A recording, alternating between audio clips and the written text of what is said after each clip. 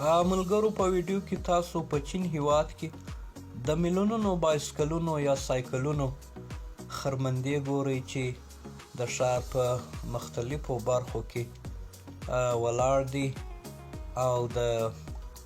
کثافاتو کچرو یا د خځلو غوندې پڼ دي. دغه سایکلونه بایسکلونه د دولت او ځینو کمپنیانو لخوا په دې خاطر جوړ شوي وو چې د ترانسپورت په برخه کې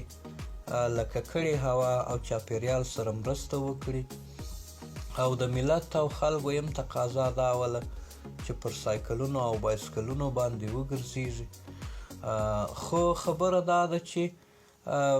ډېری دغه بایسکلان په میلیونونو په سلګونو میلیونه دغه بایسکلان بس دغسې ضایعات شوي دي.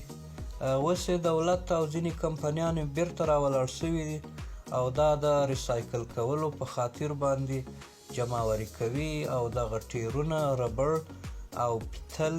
او یو څه نور مواد چې په سایکل کې کاریږي هغه را اخلي او په نورو شیانو کې کاروي.